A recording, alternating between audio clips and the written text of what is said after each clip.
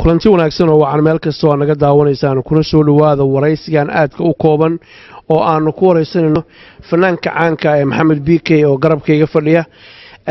waraysigan ayaa wuxuu daaran yahay hadalkii hameen hore uu Maxamed ka yiri meel uu xaflad ku dhiganayay oo dad fara badan oo Soomaaliya siyaabo kale oo fasileen qaarna ay aad uga caroodeen taasoo sababtay habaar iyo eedayn iyo colaad iyo dadkii Soomaaliyeed ee bulshada ahayd in la iska hor keeno waxaan weydiinayaa Maxamed marka hore maxaa ku kalifay waxa inuu yiraahdo fanka iyo siyaasadda in la isdhex geliyo ma khasaba iyo waxa u qorshaysan mustaqbalka dhow iyo kan fog baa jilaayada Maxamed soo dhaw TV Universal marka Cabdi Xafid aad baad u mahadsan tahay Allah ku casumo ummadda Soomaaliyeed meel kasta joogaan inay daawanayana aad baan u salaamayaa waxaan cod dheer tacsi ugu dirayaa inna lillahi wa inna ilayhi raaji'uun dadkii naftooda ku waayay qarax ilaahay dhibtahay naga kor qaado tacsida horta waan dirayaa mar labaadka si xun wuxuu sheeg sixir wuu ka daran yahay dab munaafaqshiday muumin baa ku gubta anigu hadal wanaagsan oo tacsiye baan diray dabadna dad ba ka faa'iideysto xagga kale ka rogay waxaan taageerayaashayda iyo ummadayda Soomaaliyeed meel kastay joogaan ummadayda Soomaaliyeed meel kastay joogaan waan idin jeclahay idinkana waan ogahay inay jeceshiin waan ka raali gelinayaa sidii intii khaladka u fahantay waan ka raali gelinayaa muqdisho xaal baan siinayaa mar dambe iyo mar horeba Maxamed tacsi baad dartay dabcan waad ka daqnatay iminkana waad adiga sheegay hameen horena waad sheegtay xalana waad adiga sheegay dhibaatadii ka dhacday muqdisho iyo dadka Soomaalida ku baaba'ay dhibaatada soo gaartay inaad ka tacsiinaysaa ka xuntahay waa garanay fanka iyo siyaasadda inaad isku dhaxoodimiyaa doonaysaa mise waxaad doonaysaa inaad kala weecisid si aan taageerayaashaadu aysan isugu dhicinin bulshaduna isaga hor imaan Cabdi Xafid aad baad u mahadsan tahay adiga iyo Universal TV ba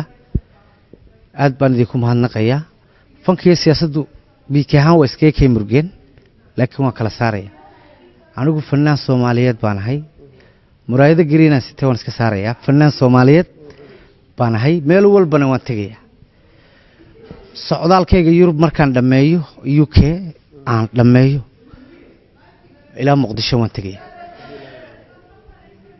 labadayda shaway ugu horeeyana waxaan ku caawinayaa dadkii ku waxyeeloobay Muqdisho qoysaskoodii inna lillahi wa inna ilayhi raaji'uun ilaahay ha u naxariisto anigu Soomaali waan jeclahay ma nacbi si xun wuxuu sheeg sixir wuu ka daran yahay qof baad keligii dadkaba adigu daacadaad u tahay inta u dadaalaysa daryeelkiisa iyo naftiisa sidoo u dulmari lahaa da'dii u dhaafin lahayd hawliyeegu daashay ficil inta isaguna dil iyo xarkiyo dabin laabayo ku maqan dibid laabiyada marka fanaanku qof markuu caan noqdo dhibaato ma waayo YouTuber sidaa waxa ganeed helaysaa beel si journal wax si khaldan loo gelinayaa arkaysaa laakiin qof la hadalaya waa qofkii jiro in badan baan habaariyo wax arkay social media ma isticmaalo laakiin uurka iiga duceeya oo habaarkii duco iigu bedela inta la sii noolaanayaaba waa mudee anigu mar walba fanaan Soomaaliyeed baan ahay meel kasto Soomaaliyeed la ballan waxaan ku qaaday in labadayda adinto ay uga caroodeen hadalkaagii siyaabo kala duwan baa loo fasiray bulshadii Soomaaliyeed oo aan is haysan baa dhibaato ay dhaxtaala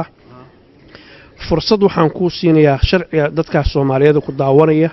malaayiinta fanaanka u tahay ninka Soomaaliyeed u tahay inaad ka raali gelisid wixii dhacay soo dhaw Cabdi Xafid aad baad u mahadsan tahay waxaan u mahadnaqayaa adiga iyo Universal Adnaan oo kabarday naga duubayo nin qaali ah Barasaab iyo Cabdi Waasac oo niman qaali ah oo showgii muhiimka ugu horeeyay rag ilaha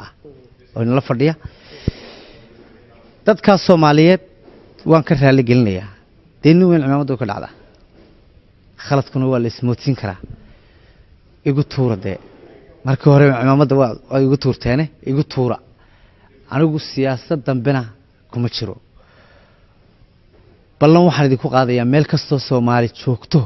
inaan idinku imaado waan idinka raali gelinayaa I love Muqdisho xalna waan siinaya intaas ayaanu kusoo gabagabaynaynaa haddii ilaahay yidhaahdo waraysigan aadka u kooban ummadda soomaaliyeed qof aan khaldamin ma jiro maxamed waa maqlaysaan raalli kama ihi buu yidhi wixii dhacay waa ka xumahay ilaahay baan khaldaminin shicibkaas soomaaliyeed ee walaalaha isdugsanaya colaad iyo dhibaato yaan la dhex dhigin yaana laga faa'iidaysanna xumaan loo fasirin qof aan khaldaminin adduunka ma jiro walaalka hadduu raalli ku yidhaahdo madaxa la saartaa aad baa u mahadsantihiin maxamed aad baad noo mahadsantahay thank you